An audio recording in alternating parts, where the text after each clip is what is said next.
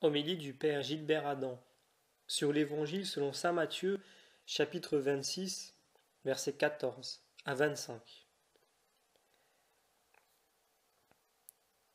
Alors, l'un des 12, appelé Judas Iscariote, alla trouver les princes des prêtres, et leur dit, que voulez-vous me donner, et je vous le livrerai. Et ils lui comptèrent 30 pièces d'argent. Depuis ce moment, ils cherchaient une occasion favorable pour livrer Jésus. Judas va vers les chefs des prêtres. Il livre Jésus pour 30 pièces d'argent. Il se rend le jouet des forces extérieures et au fond, il ne se respecte pas lui-même. Il va subir les événements, attendant une occasion favorable pour livrer Jésus. Judas mène cette tractation en secret, et Jésus révèle au grand jour le complot. L'un de vous va me livrer. Jésus livre sa vie gratuitement. L'heure est venue, voici que le Fils de l'homme va être livré aux mains des pécheurs. Les hommes pensent saisir Jésus à l'improviste, mais ils n'ont aucun pouvoir sur lui, si cela ne leur avait pas été donné d'en haut. Judas compose avec les ennemis de Jésus. Il entre en dialogue avec eux. Depuis la faute de l'origine, nous ne pouvons pas entrer en dialogue avec l'ennemi. Ève a été entraînée dans un tourbillon que nous ne pouvons plus maîtriser. La vie et la mort s'affrontèrent dans un duel prodigieux. Le maître de la vie mourut, vivant, il règne. Nous entrons dans la compréhension du mystère de notre salut, de l'amour infini de Dieu, pour nous sauver dans l'enfermement et du mensonge, pour que nous soyons arrachés du pouvoir de Satan et de la mort.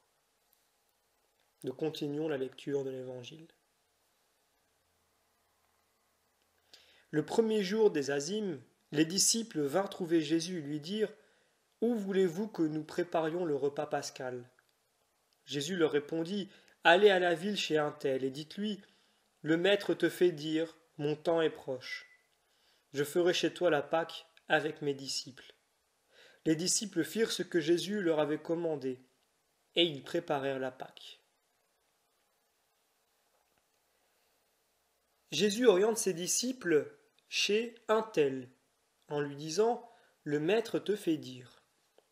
Il est lui-même habité par une volonté qui exprime l'ouverture aux autres.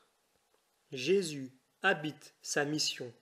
Il donne à chacun la possibilité de coopérer avec lui. Jésus est libre et il se donne librement.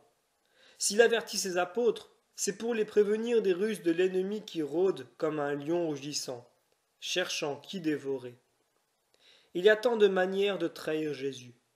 Nous pouvons diluer son message, consentir à des compromissions, mélanger l'Évangile avec d'autres traditions en les mettant sur le même pied. Jésus ne retire pas son amour à Judas. C'est du nom d'ami qu'il l'accueille à la trahison. Jésus est libre, il se donne librement, il le signifie par le lavement des pieds, par la scène. Nous continuons la lecture de l'Évangile. Le soir étant venu, il se mit à table avec les 12. Pendant qu'il mangeait, il dit « Je vous le dis en vérité, l'un de vous me trahira. » Ils en furent profondément attristés, et chacun se mit à lui dire « Est-ce moi, Seigneur ?»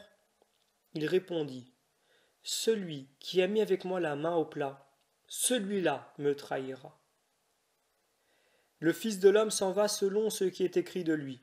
Mais malheur à l'homme par qui le Fils de l'homme est trahi. Mieux vaudrait pour lui que cet homme-là ne fût pas né. Judas, qui le trahissait, prit la parole et dit « Est-ce moi, maître ?» « Tu l'as dit, » répondit Jésus. Jésus parle sans haine de l'autre, de celui qui le livre. Il dit sa situation en connaissant le cœur de l'homme. Malheureux l'homme par qui le Fils de l'homme est livré.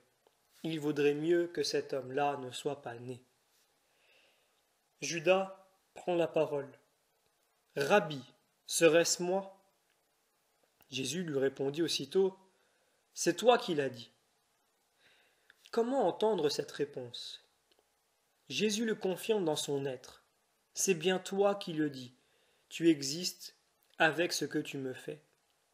Jésus, en ce moment terrible, reconnaît Judas.